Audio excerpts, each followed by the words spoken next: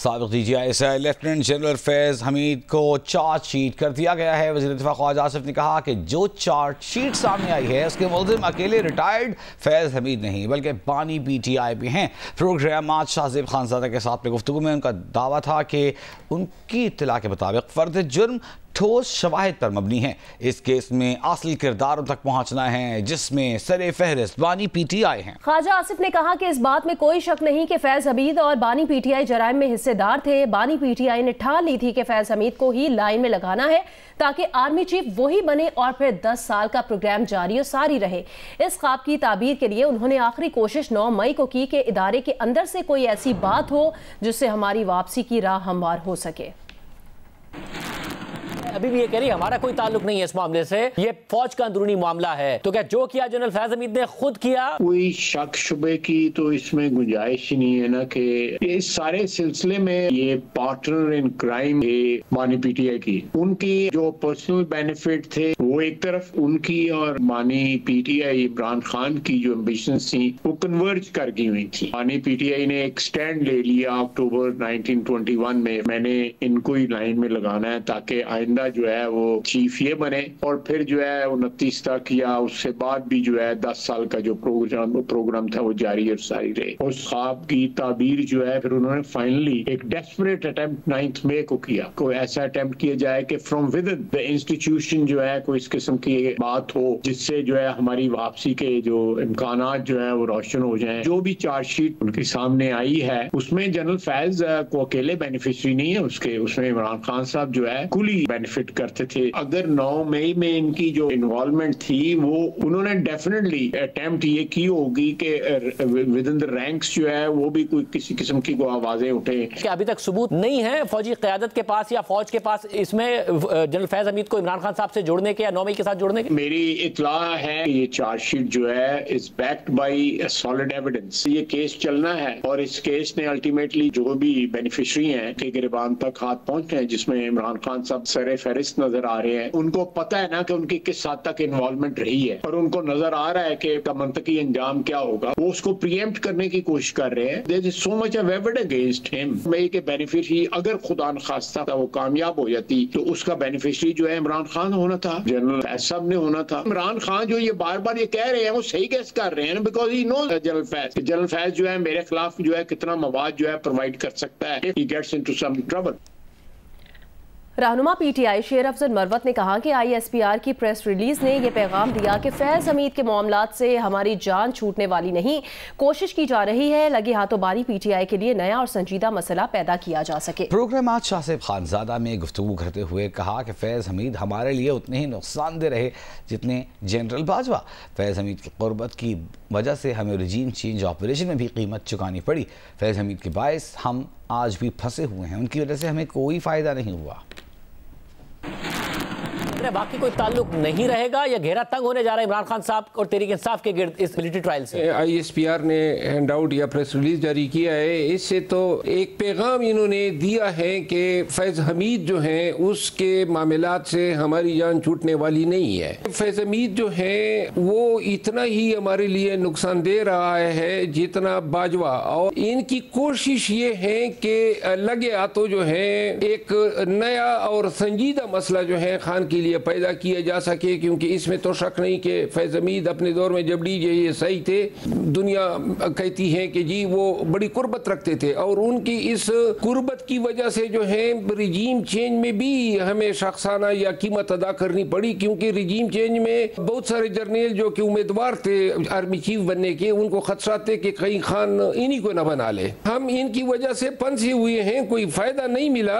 अपने दौर में भी ये बाजवा के लिए ही काम करते रहे। अब अगर उनकी किसी भी तरीके से इन्वॉल्वमेंट साबित होती है और 9 मई को एक बगावत की कोशिश के तौर पर अगर लिया जाता है, आप कह रहे हैं वो खुद अपने तय होगी कोई कोशिश अगर जनरल फैज हमीद की होगी जिस किस्म की उनकी नेचर थी, आप ये कह रहे हैं पार्टी का कोई ताल्लुक नहीं होगा या पार्टी का ताल्लुक साबित हो सकता है? ये अगर केस बना भी लेते हैं फैज हमीद पे और फैज हमीद की बयान की बुनियाद पे PTI के खिलाफ, तो उस केस की कोई एविडेंस ही नहीं है। एक नाकाम कोशिश करेंगे और आत्मी नतीजा वही जो सैफर का निकला, जो जो इद्दत केस का निकला वही नतीजा ऐसी तमाम कोशिशों का होगा। लेकिन कतई नजर इसके अगर कोई फौजी अफसर जो है जो रिटायर्ड हुआ हो और उस पर यह इल्जाम है कि उसने कोई मुआवनत की है, मुआवनत मटीरियल शक्ल में होनी चाहिए, सिर्फ हमदर्दी काफी नहीं है और मटीरियल के कोई शवाहिद है ही नहीं। अगर कोई शवाहिद होते तो इन पे लाजिम था कि 9 मई के फौरन बाद इसको डिस्क्लोज करते। हमीद ने अगर कुछ किया है बिलफर्ज तो उसने तने तना तो नहीं किया, वो तो कभी सामने ही नहीं आया है। ऐसे में अहम खबर आ रही है, lieutenant general retired Faiz Hamid 50 के करीब सियासतदानों से राबते में थे, जिनमें से बेशतर का ताल्लुक पाकिस्तान तहरीक इंसाफ से था। बानी पीटीआई के साथ साथ फैज हमीद के बिलवास्ता या बिलावास्ता रवाबित की भी तहकीकात जारी है।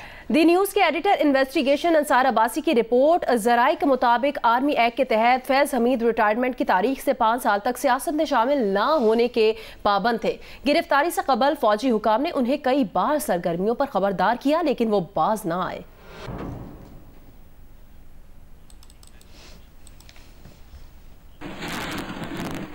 और अब आपको बताएं कि lieutenant general retired Faiz Hamid को बाज़ाब्ता चार्ज शीट कर दिया गया है। उन पर सियासी सरगर्मियों में मुलव्वस होने, ऑफिशियल सीक्रेट एक्ट की खिलाफ वर्जियां करते हुए रियासत के मुफाद को नुकसान पहुंचाने के इल्जाम हैं। Lieutenant general retired Faiz Hamid को चार्ज शीट कर दिया गया है।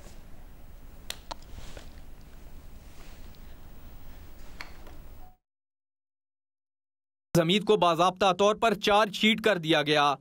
उन पर सियासी सरगर्मियों में मुलव्वस होने, ऑफिशियल सीक्रेट एक्ट की खिलाफ वर्जियां करते हुए रियासत के तहफ़्फ़ुज़ और मफाद को नुकसान पहुंचाने के इल्ज़ामात हैं। उन पर इख्तियारात और सरकारी वसाइल के गलत इस्तेमाल और अफराद को नुकसान पहुंचाने के चार्जेस भी हैं। फील्ड जनरल कोर्ट मार्शल के अमल के दौरान मुल्क में इंतशार और बेअमनी से मुतालिक पुरतशद्दुद वाक़यात में lieutenant general retired Faiz Hamid के मुलव्वस होने से मुतालिक अलहदा तफ्तीश भी जारी है। इन पुरतशद्दुद और बेअमनी के मुतअद्दिद वाक़यात में 9 मई से जुड़े वाक़यात भी शामिल तफ्तीश हैं। इन पुरतशद्दुद वाक़यात में मज़मूम सियासी अनासिर की इमा और मिली भगत भी शामिल तफ्तीश है। ISPR का कहना है फील्ड जनरल कोर्ट मार्शल के अमल के दौरान lieutenant general retired Faiz Hamid को कानून के मुताबिक तमाम कानूनी हकूक फराहम किए जा रहे हैं। वाज़े रहे कि 12 अगस्त 2024 को पाकिस्तान आर्मी एक्ट की मुतलका दफात के तहत lieutenant general retired Faiz Hamid के खिलाफ फील्ड जनरल कोर्ट मार्शल की कार्रवाई शुरू की गई थी। साथी रिपोर्टर जरमीन जहरा के साथ अवैस यूसुफजई, जियो न्यूज़, इस्लामाबाद। सेनेटर फैसल वावडा का कहना है बानी पीटीआई के मिलिट्री ट्रायल पर उन्हें हैरानी नहीं होगी। कहा lieutenant general retired Faiz Hamid ने जो शवाहिद और गवाही दी है, इसका ये मतलब नहीं कि सिर्फ आर्मी के सीनियर का ट्रायल हो जाएगा और उनका ट्रायल ना हो। फैज हमीद के खिलाफ चार्जशीट शुरुआत नहीं बल्कि इख्तिताम है। फैसल वावडा ने कहा कि उनके खिलाफ तमाम शवाहिद जमा किए जा चुके।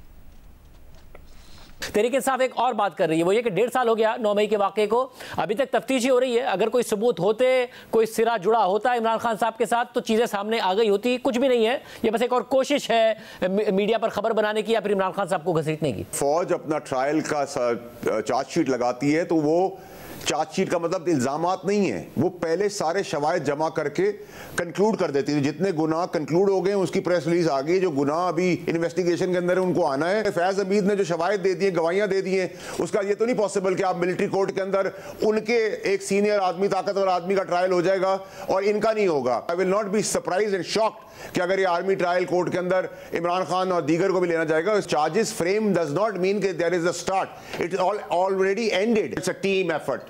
तो ये टीम के अंदर जब आप एक को पकड़ेंगे, वो शवाहिद दूसरे का देगा, दूसरे का दूसरा तीसरे को देगा, तीसरा चौथे को देगा, तो गैंग बस्ट हो जाएगा। Gogi gang is in problem now. वजीर आजम शहबाज शरीफ भी इसके अलावा गुजरा भी ये बार बार कह चुके कि 9 मई एक म्यूटनी की साजिश थी, बगावत की, मगर इसमें नहीं है बगावत का जिक्र। इसमें यह कि पुरतशद्दुद वाक़यात में लेफ्टिनेंट जनरल फैज हमीद के मुलव्विस होने से मुतालिक अलहदा तफ्तीश की जा रही है। इन पुरतशद्दुद बदअमनी के मुतादिद वाक़यात में 9 मई से जुड़े वाक़यात भी शामिल हैं। अब जो मजीद है गुनाह उनके ऊपर तयन होना है, वो भी कंपाइल होकर आ जाएगा। तो फैज हमीद साहब का कोर्ट मार्शल भी होगा और सजा भी होगी, और सजा गद्दारी से लेकर मुल्क को नुकसान पहुंचाने से लेकर सारी चीजों की होगी। और अगर उनको सजा होगी तो उनके बताए हुए शवाहिद और गवाहियों के ऊपर इमरान खान साहब जो उनको भरपूर तौर पे इस्तेमाल करते रहे, उनको चीफ बनाने की साजिश करते रहे, मरने मारने की धरनों की सियासत करते रहे, और अभी भी 14 की नाफरमानी की कॉल सिर्फ इस वजह से दी कि उनको लग रहा था 14 के बाद आएगा ये रिजल्ट और प्रेशर डाला जाएगा, लेकिन वो 4 और 14 के बीच में फंस गए और गलत miss reporting, miss representation, miss communication, miss fire कर गए। 14 की कॉल उन्होंने गलत दे दी। सो इवेंचुअली वो गुब्बारे से हवा भी निकल गई, ये भी फ्लॉप हो गया। और अब गंडापुर अगर पुरतशद्दुद वाकयात के तहत आएंगे तो ये फिर रियासती फाइनल कॉल होगी, इसमें भी बड़ी क्लैरिटी रखे। बिजली कंपनी ने साल 2023-24 में सरकारी खजाने को 661 अरब रुपए का नुकसान पहुंचाया। ये इंकशाफ नेफ्रा ने बिजली की तकसीम और तकसीमकार कंपनियों की कारकर्दगी के जायजा रिपोर्ट्स में किया है। रिपोर्ट के मुताबिक बिजली की शदीद तलब के दौरान सस्ते पावर प्लांट्स नहीं चलाए गए। फिर बिजली कंपनियां माली साल 2023 और 24 में 100% वसूलियों में भी नाकाम रहीं। एक साल में बिजली कंपनियों के खिलाफ 34 लाख से ज्यादा शिकायत दर्ज कराई गई हैं। वज़ीर आला पंजाब मरियम नवाज ने बीजिंग में नेशनल पीपल्स कांग्रेस की स्टैंडिंग कमेटी के वाइस चेयरमैन ली होंग जोंग से मुलाकात की है। स्टैंडिंग कमेटी के वाइस चेयरमैन ने ताल्लुकात के फरोग के लिए वज़ीर आला पंजाब मरियम नवाज की फैमिली कमिटमेंट को सराहा है। कहा चीनी क़यादत पाक चीन इक़्तिसादी राहदारी के मंसूबे को मज़ीद बेहतर बनाकर बाहमी ताल्लुकात को उरूज पर ले जाना चाहती है। वज़ीर आला पंजाब जैसी मुतहरिक विजनरी शख्सियत से मिलना एजाज़ है। पंजाब के अवाम की खिदमत के लिए वज़ीर आला का विज़न काबिल तहसीन है। वज़ीर आला पंजाब ने अपने दौरे चीन को सियासी रहनुमाओं की नौजवान नस्ल के लिए दोस्ती की शम्आ करार दिया। कहा चीन के तजर्बात और मुशाहिदात से फ़ायदा उठाकर पंजाब की गवर्नेंस में बेहतरी लाना चाहते हैं। उनका दौरा चीन के साथ बरादराना ताल्लुकात के इस्तेहकाम की अमली काबिज का मज़हर है। मुलाकात में दोनों ममालिक के बाहमी ताल्लुकात के फ़रोग़ और इस्तेहकाम के लिए इक़दामात पर इत्तेफ़ाक़ किया गया।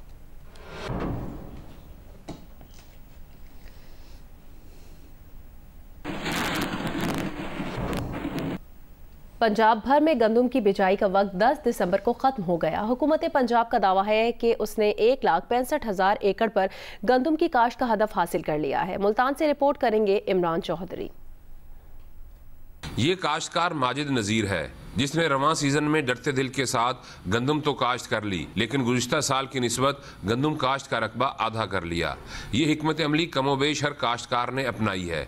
इसकी बड़ी वजह गुज़िश्ता साल हुकूमत पंजाब की जानिब से गंदम खरीदारी न करना है, जिसके बाइस काश्तकारों ने अपनी गंदम औने पौने दामों आड़तियों और ज़ख़ीरा अंदोज़ों को फ़रोख्त करके अच्छा खासा नुकसान उठाया। पिछली बार काफ़ी लोगों ने अपनी ज़मीनों में और इसके अलावा लीज़ पे लेके ज़मीनें उन्होंने गंदम काश्त की थी। इतना अब इनकम नहीं दे रहे कि जो हमने इसके ऊपर लगाया है वो हम निकाल सकें। ढेर लोग हैं जड़े में हमें भाई उन्हें जितने कहते घाटे थे वो हम गंदम वाले पास है ढेर काफ़ी लोगों ने गंदम नहीं गड्डी। हुकूमत ने रवां सीजन में काश्त करदा रकबे से 21 लाख मिलियन टन गंदम की पैदावार का तखमीना लगाया है, जबकि गुज़िश्ता साल पंजाब भर से 24 लाख मिलियन टन गंदम हासिल की गई। काश्तकारों की गंदम की काश्त में अदम दिलचस्पी के बाइस हुकूमत को इस बात का अंदाज़ा हो चुका है कि रवां सीजन में गंदम की पैदावार में कमी हो सकती है। जो काश्तकार 12.5 एकड़ से 25 एकड़ तक मलकियती रकबे पर गंदम काश्त करेंगे उन्हें 1000 लेज़र लैंड लेवलर बजरिया कुरा अंदाजी दिए जाएंगे। काश्तकारों का कहना है कि महंगी खाद, बिजली और दीगर ज़राई मदाखिल ज़राअत की तरक्की में एक बड़ी रुकावट है। गुज़िश्ता कई दहाइयों में ये पहली मरतबा हुआ है कि रवां साल गंदम की काश्त के सीज़न में हुकूमत की जानिब से ना तो गंदम की इमदादी कीमत का ऐलान किया गया और ना ही गंदम की ख़रीदारी पॉलिसी बारे में किसी किस्म की दिलचस्पी का इजहार किया गया। हुकूमत की ये पॉलिसी काश्तकारों के लिए किस हद तक फ़ायदेमंद साबित होगी ये तो आने वाला वक्त ही बताएगा। कैमरामैन अयूब कुरैशी के साथ इमरान चौधरी, जियो न्यूज़, मुल्तान।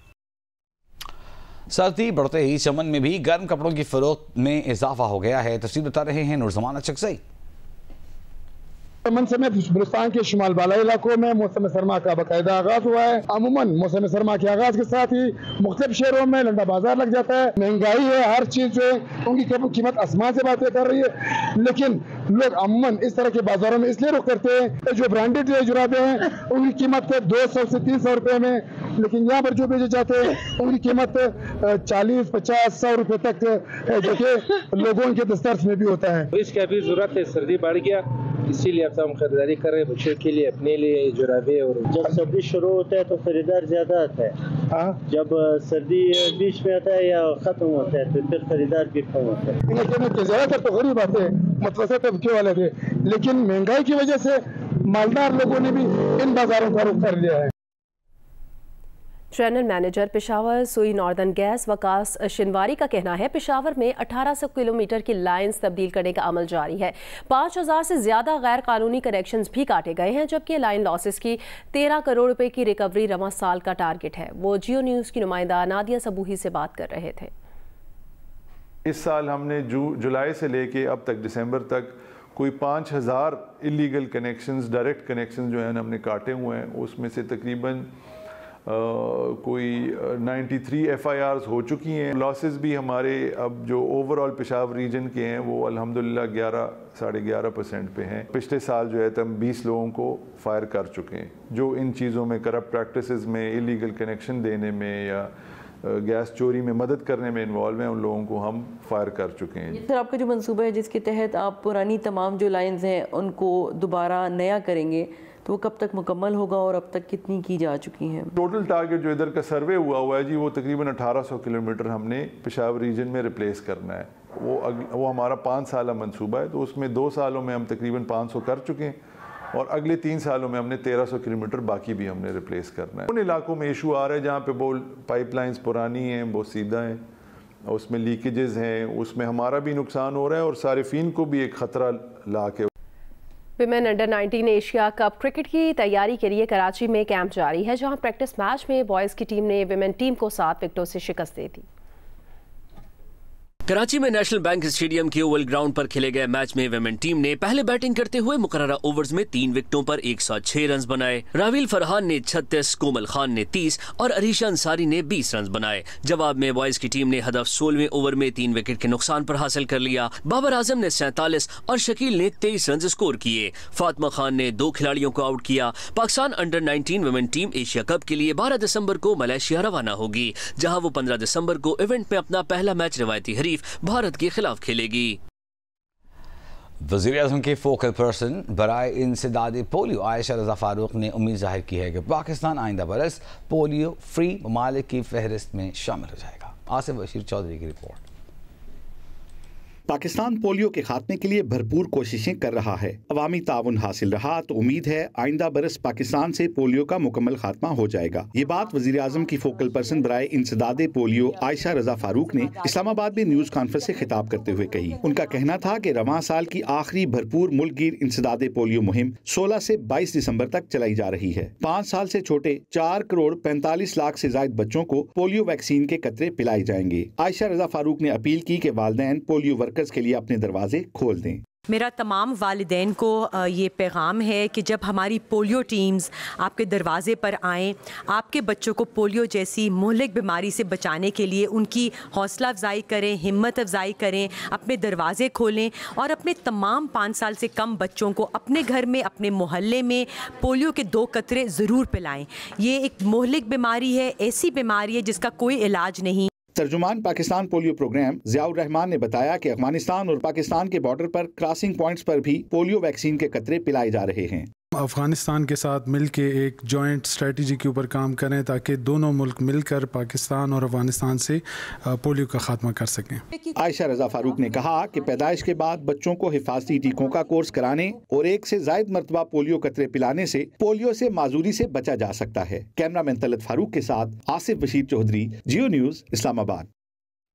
इस्लामाबाद में सिल्क रोड कल्चरल सेंटर की खूबसूरत इफ्तिताही तक़रीब का इनेकाद किया गया। वज़ीर मनसूबाबंदी अहसन इक़बाल वस्त एशियाई रियासतों, चीन और रूस के सिफारतकारों ने सकाफ़त के फ़रोग़ के लिए जमाल शाह की काविशों को सराहा। मज़ीद बता रहे हैं Zargun Shah. Sir Syed memorial society में मुनक्किदा तकरीब से खिताब में वफाकी वज़ीर मनसूबाबंदी अहसन इकबाल का कहना था कि सिल्क रोड कल्चर सेंटर के क़याम से इलाकाई ममालिक एक दूसरे के मजीद करीब आएंगे। Chairman silk road culture centre Jamal Shah ने सेंटर के खदोखाल और सहूलियात बारे आगाही दी, जबकि वस्ती एशियाई रियासतों के सफीरों ने फ़रोग़ सकाफत की इस काविश को एक नए दौर का आगाज और खित्ते के ममालिक में कुर्बतों का संग मील करार दिया।